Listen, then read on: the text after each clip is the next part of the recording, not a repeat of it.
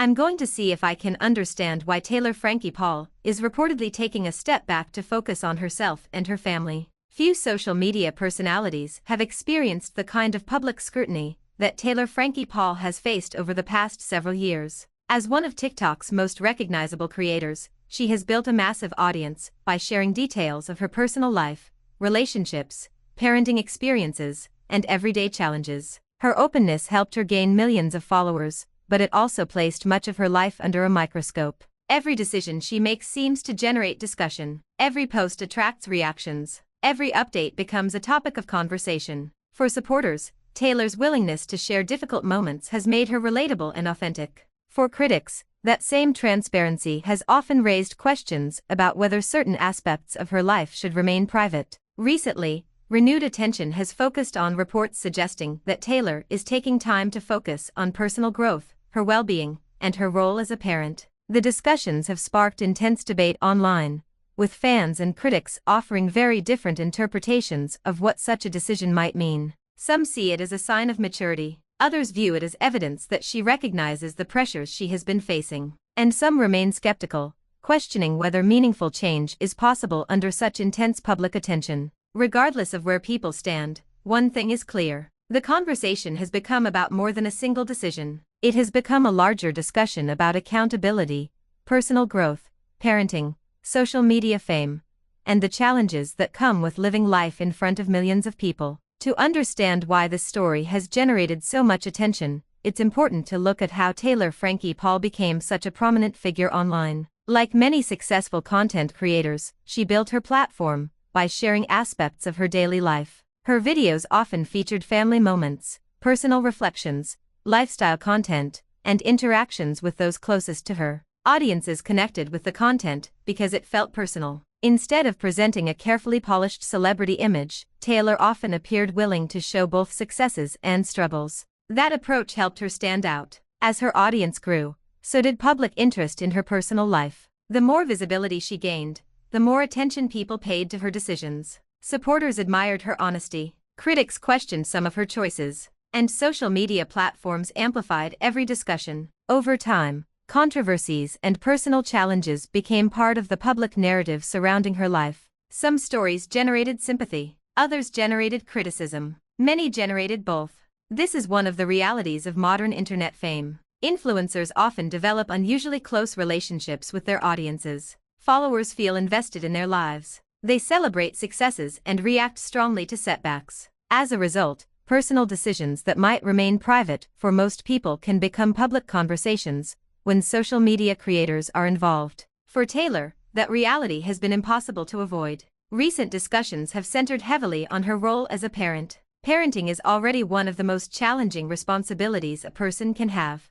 Doing it while millions of people are watching adds another layer of complexity. Every parent makes mistakes. Every family faces challenges. Most people experience those moments privately. Public figures often experience them publicly. That difference can create enormous pressure. Many observers believe the scrutiny surrounding Taylor's parenting has contributed significantly to the discussions taking place today. Supporters argue that no parent is perfect and that personal growth should be encouraged rather than criticized. Others believe public figures have a responsibility to set positive examples for their audiences. These competing perspectives have fueled ongoing debates online. As reports emerged suggesting that Taylor was taking time to focus on herself and her family, reactions varied dramatically. Some people praised the decision. They argued that recognizing a need for growth is a sign of strength rather than weakness. They viewed the move as an effort to prioritize long-term well-being and family relationships. Others remained cautious. They wanted to see evidence of lasting change before drawing conclusions.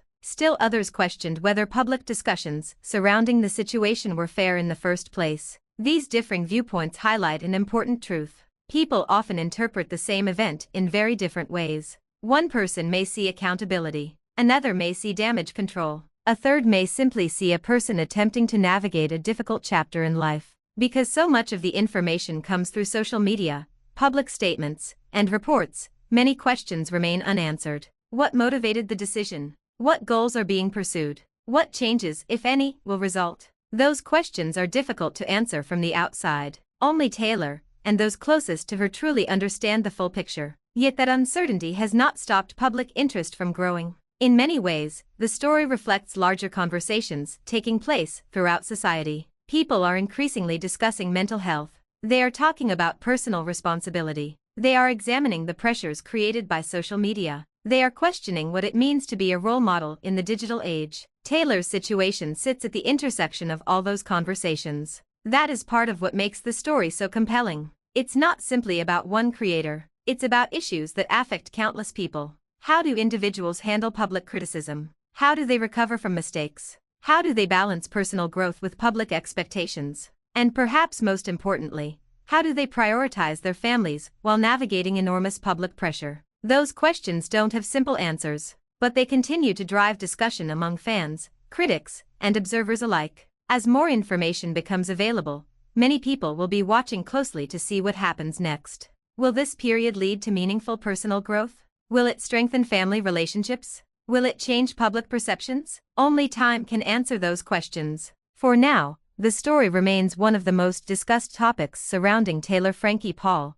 generating conversations about accountability, growth, parenting, and the realities of life in the social media spotlight. And regardless of where people stand on the issue, one thing seems certain. The decisions made during this chapter could have a lasting impact on both her personal life and the public narrative surrounding her future. Part 2. As conversations surrounding Taylor Frankie Paul continued to grow, a new development suddenly shifted the narrative. Reports emerged that Taylor had voluntarily entered a rehabilitation facility following recommendations from her medical and mental health team. According to multiple reports, the stay was voluntary, and sources close to her indicated that she was committed to improving her well-being and focusing on her family. The news immediately generated strong reactions. For some observers, it appeared to be a significant turning point. Others viewed it with caution, and many simply wanted more information. Social media quickly filled with opinions from every direction. Supporters praised the decision. Critics questioned the timing.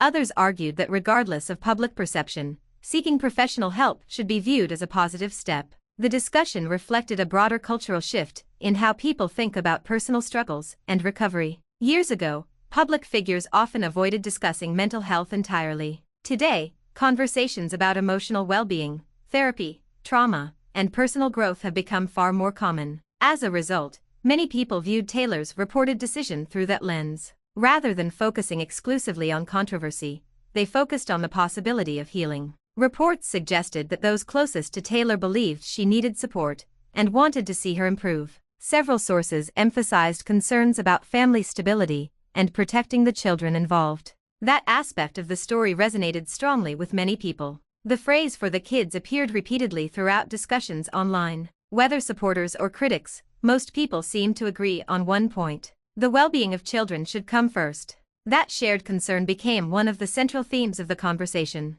At the same time, the situation remained complicated. Taylor's personal life had already been under intense scrutiny before the reports about rehabilitation surfaced. Legal disputes, custody proceedings, and public disagreements had generated headlines for months. Each new development seemed to add another layer to an already complex story. Recent court proceedings involving custody arrangements had drawn significant attention. Earlier in the year, court hearings addressed parenting time and visitation involving her youngest child. A judge later expanded her parenting time and removed mandatory supervised visitation requirements, while broader custody matters continued moving through the legal system. Those developments became important context for understanding why so many people were paying attention. For some observers, the reported rehabilitation stay represented an effort to continue moving forward. For others, it raised additional questions about what had led to the decision. Public opinion remained divided. One group believed Taylor deserved support and encouragement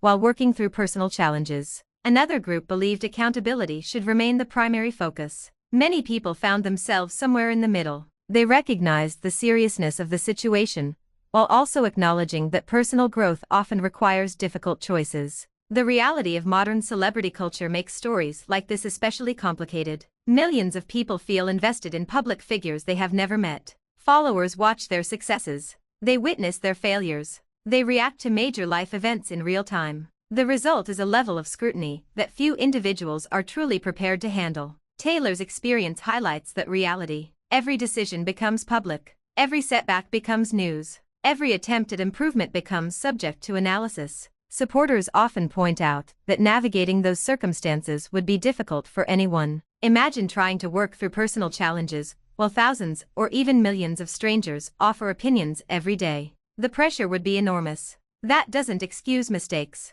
but it does help explain why personal growth can become even more challenging under public scrutiny. Reports also suggested that Taylor's stay was relatively brief, and that she had already returned home. Sources emphasized that the purpose was focused on treatment, recovery, and personal improvement. Those details encouraged some supporters, who hoped the experience would provide a foundation for positive change. Still, questions remained. Would the reported treatment lead to long-term improvements? Would family relationships become stronger? Would public perception begin to shift? Those questions cannot be answered immediately. Meaningful change takes time. Recovery takes time. Rebuilding trust takes time. People often want instant results. Real life rarely works that way. Whether someone is addressing mental health challenges, relationship difficulties, or personal habits, progress usually happens gradually. One step at a time. One decision at a time. One day at a time. That reality may be one of the most important aspects of this story. The public often focuses on dramatic moments, the headlines, the controversy, the breaking news alerts. But lasting change typically happens away from cameras and social media posts. It happens through consistent effort. It happens through difficult conversations. It happens through accountability and commitment. Those processes are rarely dramatic, yet they are often where the most meaningful growth occurs. As discussions continued online,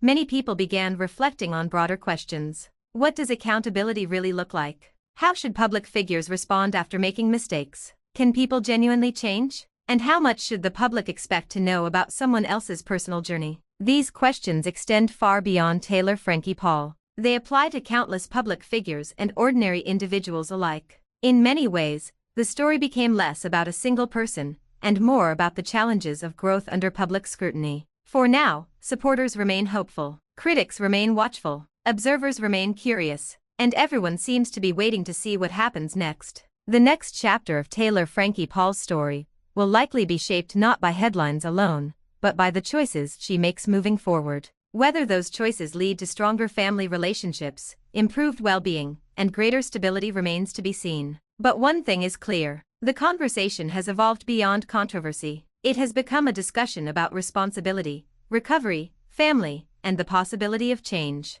And that may ultimately become the most important part of the story.